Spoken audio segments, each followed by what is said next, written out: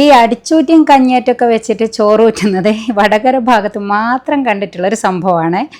അവിടെ സാധാരണയായിട്ട് ഉണ്ടാക്കുന്ന, എനിക്ക് ആലോചിക്കുമ്പോൾ തന്നെ വായിൽ വെള്ളം വരുന്നുണ്ട്, ഒരു ഉച്ചഭക്ഷണമാണ് നമ്മളിന്ന് ഉണ്ടാക്കുന്നത്.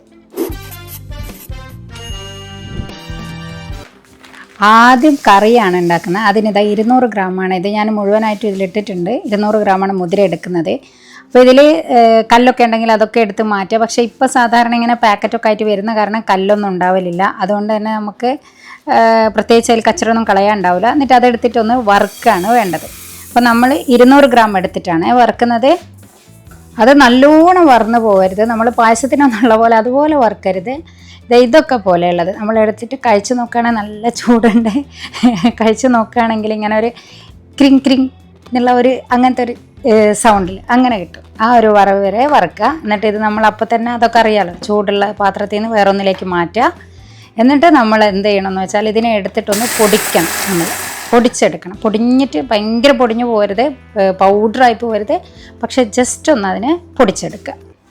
ഇതുപോലെയാണ് പൊടിച്ചെടുക്കേണ്ടത്. ഞാൻ ഇങ്ങനത്തെ ഒരു കറി എന്ന് പറയുന്നത് ഈ വടകര ഭാഗത്ത് മാത്രമേ കണ്ടിട്ടുള്ളൂ. പിന്നെ തൃശ്ശൂർ ഇതിൻ്റെ വേറൊരു വേഷൻ, മറ്റേ മുതിര കുത്തിക്കാച്ചിയത് എന്ന് പറഞ്ഞിട്ട് അങ്ങനത്തെ ഒരു ഇതുണ്ട്. പക്ഷേ ഇതുപോലെയല്ല, കുറച്ച് ഡിഫറെൻ്റ് ആയിട്ട് വേറെ രീതിയിലാണ് ഉണ്ടാക്കുന്നത്. പിന്നെ നമ്മൾ ചെയ്യാന്ന് വെച്ചാൽ ഈ മുറത്തിലേക്ക് ഇട്ടിട്ട് ഇതിനെ പാറ്റണം. മുറത്തിലേക്ക് ഇട്ടിട്ട് പാറ്റുക, അല്ലെങ്കിൽ ചേറുക എന്ന് പറയും. മുറത്തിലിട്ടിട്ട് ചേറുക. അപ്പോൾ ചേറിയിട്ട് അതിൻ്റെ തൂളിയൊക്കെ അങ്ങോട്ട് കളയാൻ വേണ്ടിയിട്ടാണ്. അതിൻ്റെ മേലുള്ള തോലൊക്കെ കളഞ്ഞിട്ട് നമ്മളെ പരിപ്പ് മാത്രം സെപ്പറേറ്റ് നമുക്ക് കിട്ടും. അതിന് വേണ്ടിയിട്ടാണ് ഇങ്ങനെ ചേറിയെടുക്കുന്നത്. പക്ഷെ പണ്ടൊക്കെ അങ്ങനെ ചെയ്യും. ഒന്നാമത് ഇപ്പം എല്ലാവരും ഈ ഇങ്ങനെ ചെയ്യുന്ന സംഭവമൊന്നും അങ്ങനെ ആർക്കും അറിയണ്ടാവില്ലല്ലോ. അപ്പോൾ അങ്ങനെ ചെയ്യണമെന്നില്ല. നമ്മൾ ഇനിയിപ്പോൾ കഴുകുമ്പോൾ ഞാൻ കാണിച്ചുതരാം. കഴുകുമ്പോഴാണെങ്കിലും അതിൻ്റെ ആ മേലത്തെ തോലുകളൊക്കെ സെപ്പറേറ്റ് ആയിട്ട് നമുക്ക് കഴുകുമ്പോൾ വേറെ തന്നെ ഇങ്ങോട്ട് വരും. അപ്പോൾ അങ്ങനെ ചെയ്താലും മതി. പക്ഷേ ഇതൊക്കെ ഒരു രസമാണ്, ഇങ്ങനെ ചെയ്യുമ്പോഴുള്ളൊരു സന്തോഷം ഉണ്ടല്ലോ. അപ്പോൾ ഇതാണ്ടില്ലേ, ഇത് രണ്ട് സെപ്പറേറ്റ് ആയിട്ട് നിൽക്കും. നമുക്ക് അതിൻ്റെ ആ തോല് വേറെയും, അതുപോലെ തന്നെ നമ്മൾക്ക് പരിപ്പിലാണെങ്കിലും കുറച്ച് അതിങ്ങനെ വേണം. അപ്പോഴാണ് നമുക്ക് നല്ലൊരു കളറൊക്കെ കിട്ടുന്നത്. ഇതാണ് ഞാൻ പറഞ്ഞേ, മുറത്തിലിട്ടിട്ട് പാറ്റിയെടുക്കേണ്ട കാര്യമൊന്നുമില്ല. ഇങ്ങനെ തന്നെ എടുത്തിട്ട് കഴുകിയാൽ മതി. അപ്പോൾ കഴുകുമ്പോൾ തന്നെ നമ്മൾ അതിൻ്റെ തോലൊക്കെ മേലേക്ക് വന്നിട്ട് അത് സെപ്പറേറ്റ് ആയിട്ട് കിട്ടും. എന്നിട്ട് നമ്മൾ പിന്നീട് ഇത് കുക്കറിലിട്ടിട്ട് നമുക്ക് വേവിച്ചെടുക്കാം. അതിലേക്ക് മുളക് പൊടിയും മഞ്ഞൾപ്പൊടിയും ഉപ്പിട്ടിട്ടാണ് വേവിക്കുക. പ്രത്യേകിച്ച് അളവൊന്നുമില്ല. ഇവിടെ ഞാൻ ഒരു ടീസ്പൂണ് മഞ്ഞൾപ്പൊടിയും ഒരു 2-3 ടീസ്പൂണ് മുളക് പൊടിയാണ് എടുത്തത്. പിന്നെ ഉപ്പ് ഇട്ടു. എന്നിട്ട് നമ്മൾക്കൊരു 3 വിസിൽ ആകുമ്പോഴത്തേനും, 3 വിസിലെന്ന് പറയുമ്പം ഫുൾ ഫ്ലെയിമിലിട്ടിട്ടുള്ള വിസിലല്ല, കുറച്ച് മീഡിയത്തിലിട്ടിട്ട് ഒരു 3 വിസിൽ ആകുമ്പോഴത്തേനും നമ്മൾക്ക് കറക്റ്റ് വേവിൽ കിട്ടും. ഇനി അതിൻ്റെ കൂടെ ഉണ്ടാവുക ഒരു ഉപ്പേരിയാണ്. ഉപ്പേരി ശരിക്കും അവിടെ ഒരു ദേശീയ ഉപ്പേരി എന്നൊക്കെ പറയുന്നത് തവരയാണ്. തവര ഉപ്പേരി. തവര നിങ്ങൾക്ക് അറിയുമോയെന്നറിയില്ല. ഞാനിപ്പോൾ അതിന് പകരം മുരിങ്ങയില, അതിൻ്റെ വിലയാണ് ഞാൻ നിങ്ങൾക്ക് ജസ്റ്റ് ഒന്ന് കാണിച്ചു തന്നെ. ഇത്രയും കുഞ്ഞു മുരിങ്ങയിലൊക്കെ തന്നെ നല്ല വില കൊടുത്ത് വാങ്ങിയ സംഭവമാണ് കേട്ടോ. അപ്പോൾ അതിന് പകരം ഞാൻ മുരിങ്ങൻ്റെ ഇലയാണ് എടുത്തത്. ഈ തവരയുടെ ഉപ്പേരി കഴിച്ചവർക്ക് അത് ഏറ്റവും ഇഷ്ടമുള്ള സാധനമാണെങ്കിലും പല സ്ഥലങ്ങളിലും ഇതിങ്ങനെ വെറുതെ കാട്ടുചെടി പോലെ വളരുന്നൊരു സാധനമാണ്. അപ്പോൾ അവിടെയൊക്കെ ഇപ്പം വളരെ ഇതിൻ്റെ തവരയ്ക്ക് ക്ഷാമമാണ്, കിട്ടുന്നില്ല. പക്ഷേ ചില സ്ഥലങ്ങളിൽ വെറുതെ ഇങ്ങനെ വളരുന്നത് കാണാറുമുണ്ട്. അപ്പോൾ അതിന് പകരം ഞാൻ എന്താ ചെയ്തതെന്ന് വെച്ചാൽ ഏകദേശമൊക്കെ ഒരു ടേസ്റ്റ് കിട്ടാൻ വേണ്ടിയിട്ട് മുരിങ്ങൻ്റെ ഇല എടുത്തിട്ട് നമ്മൾ കഴുകി പിന്നെ അതിങ്ങനെ അരിയാണ് ചെയ്തത്. സാധാരണ ഇങ്ങനെ അതിൻ്റെ പിന്നെ ഇലകൾ ഇങ്ങനെ സെപ്പറേറ്റ് ആക്കിയിട്ട് അങ്ങനെ മുഴുവൻ ഇലയായിട്ടല്ല ഉപ്പേരി ഉണ്ടാക്കുന്നത്. അതിങ്ങനെ അരിഞ്ഞിട്ട് ആണ് നമ്മൾ തവര ഉണ്ടാക്കുന്ന പോലെ തന്നെ കുറച്ചൊക്കെ ഒരു ഫ്ലേവർ കിട്ടുമല്ലോ. അപ്പോൾ അതിന് വേണ്ടിയിട്ട് അങ്ങനെയാണ് നമ്മളിവിടെ ഉപ്പേരി ഉണ്ടാക്കുന്നത്. അപ്പോഴിതാ ചീനച്ചട്ടി എടുക്കുക, വെളിച്ചെണ്ണ ഒഴിക്കുക, കടുകിടുക, നമ്മുടെ ഇലകളിടുക, പിന്നെ അതിലേക്ക് തേങ്ങ ചമ്മന്തിയാണ് ഇടുക. ചമ്മന്തി എന്ന് പറയുമ്പോൾ അതിൽ ഒരു വെളുത്തുള്ളി, ഒരു 2 ചെറിയുള്ളിയൊക്കെ, പിന്നെ ഒരു 2-3 വറ്റൽമുളകും കുറച്ച് ഉപ്പും കൂടെ ഇട്ടിട്ട് ജസ്റ്റ് ഒന്ന് അങ്ങോട്ട് പൊടിക്കുക. എന്നിട്ട് മിക്സ് ആക്കുക. ഒരു 2 മിനിറ്റ് അങ്ങോട്ടും ഇങ്ങോട്ടും ഇളക്കുമ്പോൾ തന്നെ നമ്മുടെ ഉപ്പേരി ഇതാ റെഡിയായി. ഇനി അടുത്തതായിട്ട് വരുന്നത് മീൻ മുളകിട്ടതാണ്. നല്ല ചട്ടിയിൽ ഇങ്ങനെ വറ്റിച്ചിട്ട് പോലെ ഉണ്ടാകുന്ന ഒരു മീൻ മുളകിട്ടതാണ് അവിടെ ഉണ്ടാവുക. അവിടെ നിന്ന് കിട്ടുന്ന മീൻ മുളകിട്ടതിന് വളരെ സിമ്പിളായിട്ട് ഉണ്ടാക്കുന്ന ഒരു സംഭവമാണെങ്കിൽ പോലും പ്രത്യേകമായിട്ടുള്ളൊരു രുചിയാണ്. എനിക്ക് പറയുമ്പോൾ തന്നെ അത് വായിൽ വെള്ളം വരുന്നുണ്ട്. അത്ര രസമായിരിക്കും. പിന്നെ എനിക്ക് പറയാതിരിക്കാൻ വയ്യ, അവിടെയുള്ള സ്ത്രീകൾ എന്തുണ്ടാക്കിയാലും അതിന് ഒരു പ്രത്യേകത ഉണ്ടാവും. എനിക്ക് തോന്നുന്നു അവർക്ക് പരമ്പരാഗതമായിട്ട് തന്നെ കിട്ടുന്ന ഒരു കൈപ്പുണ്യമായിരിക്കും അതെന്നാണ്. എന്ത് കിട്ടിയാലും രസം ഉണ്ടാവും അവിടെ ഉണ്ടാക്കുന്ന സ്ത്രീകൾ. പിന്നെ ഇതിലൊന്നുമില്ല, ജസ്റ്റ് തക്കാളി നല്ലോണം ഇടും, പിന്നെ പച്ചമുളക്, ദെൻ കറിവേപ്പില, അതുപോലെ വെളുത്തുള്ളി ചതച്ചിട്ട് അതും കുറച്ച് നല്ലോണം തന്നെ ഇടും. പിന്നെ അത്യാവശ്യം നന്നായിട്ട് തന്നെ മുളക് പൊടിയും, ഇതിനൊന്നും പ്രത്യേകിച്ച് ഒരു അളവൊന്നുമില്ല, മുളക് പൊടിയും അതുപോലെ തന്നെ മഞ്ഞൾപ്പൊടിയും ഇടുക. അതിലേക്ക് പുളി പിഴിഞ്ഞിട്ട് ഒഴിക്കുക.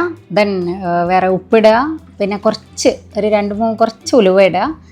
എന്നിട്ട് ഇതൊന്ന് തിളച്ച് ഒന്നങ്ങോട്ട് വറ്റുമ്പോഴാണ് നമ്മൾ മീനിട്ട് കൊടുക്കുന്നത്. അല്ലാതെ ഉണ്ടാക്കുന്നവരുണ്ട്. അങ്ങനെയാണെങ്കിലും എങ്ങനെയാണെങ്കിലും ഒരു കുറച്ച് വറ്റിയ പോലെ വരണം, നമ്മളൊരു കുറുകിയ പോലെയാണ് ഇതുണ്ടാവുക. നമ്മുടെ മുതിര ഇതാ വെന്തിട്ടുണ്ട്. അത് പിന്നെ നേരത്തെ ഞാൻ പറഞ്ഞില്ല, ഒരു 3 വിസിലായിട്ട് ഞാൻ ഓഫാക്കി വെച്ചതായിരുന്നു. അതിലിതൊക്കെ പോയിട്ട് ഇങ്ങനെ ആയിട്ട് നമുക്ക് കിട്ടിയിട്ടുണ്ട്. ഇനി ഇതിനെന്താ ചെയ്യാന്ന് വെച്ചാൽ ഇതിനെ ഒന്ന് അരച്ചെടുക്കുകയാണ് വേണ്ടത്. അതിലുള്ള മുഴുവൻ ആവിയൊക്കെ പോയിട്ട് നല്ലോണം തണുത്തിട്ട് വേണേ അരച്ചെടുക്കാൻ വേണ്ടിയിട്ട്. അല്ലെങ്കിൽ അറിയാമല്ലോ, മിക്സിയിലേക്ക് ചൂടുള്ളത് ഇട്ടിട്ടുണ്ടെങ്കിൽ ഫുള്ളെല്ലാം കൂടെ പുറത്തേക്ക് തെറിക്കും. അങ്ങനത്തെ എക്സ്പീരിയൻസ് ഒക്കെ ഉണ്ടായിട്ടുണ്ട്. അതുകൊണ്ടാണ് പറയുന്നത്. ഓക്കെ, ഇത് അരച്ചിട്ട് നല്ലോണം അരക്കണമെന്നില്ല കേട്ടോ, കുറച്ചൊരു തരി പോലെ ഉണ്ടായിക്കോട്ടെ. എന്നിട്ട് അരച്ചിട്ട് ഒരു ബൗളിലേക്ക് ഒഴിക്കുക, ഒരു പാത്രത്തിലേക്ക് ഒഴിച്ച് വെക്കുക. എന്നിട്ട് അതിലേക്ക് ഇനി നമ്മൾ തേങ്ങ ആ മിക്സിയിൽ തന്നെ ഇട്ടാൽ മതി. എന്നിട്ട് തേങ്ങയും ഇതുപോലെ തന്നെ അത് നന്നായിട്ട് അരയ്ക്കുക. എന്നിട്ട് നന്നായിട്ട് അരച്ചിട്ട് അതും ഇതിലേക്ക് മിക്സ് ആക്കുകയാണ് ചെയ്യുന്നത്. ഞാൻ ഇവിടെ കുറച്ചൊന്ന് പിശുക്കി തേങ്ങ എടുക്കുന്നതിൽ. ഇപ്പം ഇവിടെ ഇങ്ങനത്തെ ഒക്കെ ഒരു അവസ്ഥ ആയതുകൊണ്ട് തേങ്ങ അങ്ങനെ കിട്ടുന്നില്ല. അപ്പോൾ അതുകൊണ്ട് ഞാൻ അധികമായിട്ട് എടുത്തിട്ടില്ല. എന്നിട്ട് ആ തേങ്ങ ഇതുപോലെ തന്നെ നന്നായിട്ട് കുറച്ച് പിശുക്കി എടുത്തത് നന്നായിട്ട് അരച്ചിട്ട് ഇതിലേക്ക് ഒഴിക്കുക. എന്നിട്ട് അത് രണ്ടും കൂടെ അങ്ങ് മിക്സാക്കുകയാണ് ചെയ്യേണ്ടത്. ഈ തേങ്ങയും ഇതും കൂടെ മിക്സാക്കുക. എന്നിട്ട് വേണമെന്നുണ്ടെങ്കിൽ അതിലേക്ക് പുളി ഒഴിക്കാം. പുളി എല്ലാവരും ഒഴിക്കില്ല, വേണ്ടവർ ഒഴിച്ചാൽ മതി.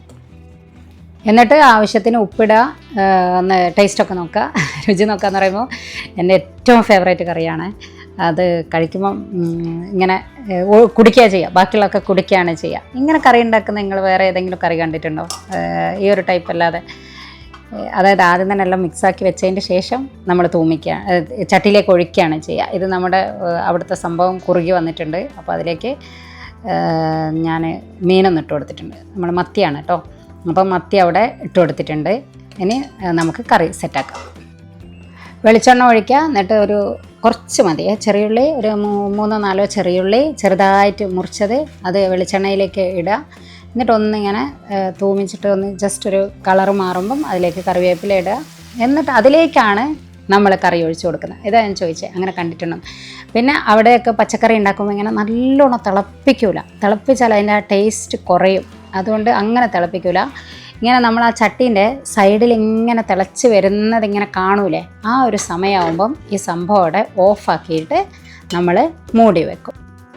അപ്പോൾ ഇത്രയാണ് അവിടുത്തെ ഒരു സാധാരണ ദിവസത്തെ ഒരു ഉച്ചഭക്ഷണം എന്ന് പറയുന്നത്. അതായത് ഇപ്പോൾ വിരുന്നുകാരൊന്നും ഇല്ലാത്തപ്പോൾ നമ്മളൊരു വീട്ടിലൊരു സാധാരണ നാട്ടിലുണ്ടാക്കുന്ന ഒരു ഉച്ചഭക്ഷണം എന്ന് പറയുന്നത് എല്ലാവർക്കും ഏറ്റവും നൊസ്റ്റു അടിക്കുന്ന സംഭവമാണിത്. അപ്പോൾ ഇനി നമുക്ക് ഇതെങ്ങനെയാണ് കഴിക്കേണ്ടതെന്നുള്ളൊരു വേ ഉണ്ട് കേട്ടോ, അതോടെ നമുക്ക് നോക്കാം. പൊന്നിയരി കൊണ്ടാണ് ചോറുണ്ടാക്കേണ്ടത്. അത് തന്നെ ഇങ്ങനെ നല്ലോണം വേവൊന്നും ചെയ്യരുത്, ഇങ്ങനെ വെറുവെറുന്നനായിട്ട് കിടക്കണം. എന്നിട്ട് അതിലേക്ക് ആ ഉപ്പേരി, ദെൻ നമ്മളെ കറി, പിന്നെ മീൻ മുളകിട്ടത്, അത്രയേ ഉള്ളൂ. ഒരു സിമ്പിളാണ്. പക്ഷേ അത് എത്ര സിമ്പിളാണെങ്കിലും കഴിക്കുന്നതിനൊരു രീതിയുണ്ട്. അതിങ്ങനെ ആസ്വദിച്ചുകൊണ്ട് കഴിക്കുകയും ചെയ്യും, അതുപോലെ തന്നെ ആസ്വദിച്ചുകൊണ്ട് സൽക്കരിക്കുകയും ചെയ്യും. അതാണ് ആ ഒരു നാട്ടുകാരുടെ പ്രത്യേകത എന്ന് പറയുന്നത്. അപ്പോഴിതാ നമ്മൾ ചോറൊക്കെ എടുത്ത് റെഡിയായി. ഇനി അത് ഫസ്റ്റ് കഴിക്കുന്ന ഒരു രീതി എന്ന് പറയുന്നത്, ചെറുനാരങ്ങ എടുക്കുക, ഒരു പച്ചമുളക് എടുക്കുക. എന്നിട്ട് ആ ചെറുനാരങ്ങ എടുത്തിട്ട് നമ്മൾ ആ മുതിരക്കറിയില്ലേ, അപ്പോൾ അതിൽ ആ മീൻ മുളകിട്ടൊന്ന്, ഈ സംഭവം ഇങ്ങനെ കഴിക്കുമ്പോൾ നമ്മൾ ആ മീൻ മുളകിട്ടൊന്ന് അതിൽ മിക്സ് ആവരുത് കേട്ടോ. എന്നിട്ട് ആ ചെറുനാരങ്ങ എടുത്തിട്ട് നമ്മൾ ആ മുതിരക്കറിയുടെ മേലെ ഇങ്ങനെ നന്നായിട്ടൊന്ന് പിഴിഞ്ഞു കൊടുക്കുക. എന്നിട്ട് അതിലേക്ക് ആ പച്ചമുളകും കൂടെ ചീച്ചിട്ട് നല്ലോണം മിക്സാക്കിയിട്ട് പച്ചമുളകൊക്കെ കൂടെ കൂട്ടി കടിച്ചിട്ട് കുറച്ച് ആ ഉപ്പേരിയൊക്കെ വെച്ച് അങ്ങനെ അങ്ങോട്ട് കഴിക്കുക. ആഹാ, ശരിക്കും എനിക്ക് ആ കഴിച്ച ഫീല് ഞാൻ ആസ്വദിച്ചുകൊണ്ട് ആണിപ്പം പറയുന്നത്. അത്രയും രുചിയുള്ളൊരു സംഭവമാണത്. ഇനി അടുത്തെന്ന് പറയുന്നത് നമ്മൾ സാധാരണ കഴിക്കുന്ന പോലെ തന്നെ ആ കറിയിലേക്ക് നമ്മുടെ ആ മീൻ മുളകിട്ടതൊക്കെ ഇട്ട് മീനൊക്കെ ഇങ്ങനെ കൂട്ടിയിട്ട്, അയ്യോ എനിക്ക് പറയാൻ വയ്യ, എന്നിട്ട് ആ ഉപ്പേരിയും കൂടെ ഇട്ട് അങ്ങോട്ട് കൂട്ടിക്കുഴച്ച് വായിലേക്ക് വെച്ചിട്ട് ഉരുളകളാക്കിയിട്ട് അങ്ങോട്ട് കഴിക്കുക. അതാണ് വേറൊരു ആസ്വാദനം എന്ന് പറയുന്നത്. അടുത്തതാണ് സൂപ്പർ ഹിറ്റായിട്ടുള്ള അവിടുത്തെ ഉച്ചഭക്ഷണം കഴിക്കുന്ന ഒരു രീതി എന്ന് പറയുന്നത്, നമ്മൾ ആ ചട്ടി എടുത്തിട്ട് എന്താണെന്ന് വെച്ചാൽ ഈ മീൻകറിയൊക്കെ മീൻ മുളകിട്ടൊക്കെ ഉണ്ടാക്കിയിട്ടുണ്ടെങ്കിൽ അവസാനം അതിങ്ങനെ കാലിയാവുന്ന ഒരു സമയമില്ലേ, ആ ഒരു സമയത്ത് ബാക്കിയുള്ളതൊക്കെ അതിലേക്കിടും. ചോറ്, ദെൻ നമ്മൾ കുറച്ച് മുതിരക്കറി വേണമെങ്കിൽ അതൊക്കെ കൂടെ അതിലേക്ക് ഇട്ടിട്ട് അങ്ങോട്ട് മിക്സാക്കി കുഴച്ചിട്ട് കഴിക്കുക. അപ്പോൾ ഞാൻ ഈ ചട്ടി കാലിയാക്കാൻ പോവുകയാണ്, നിങ്ങളും കൂടെ കൂടിക്കോളും.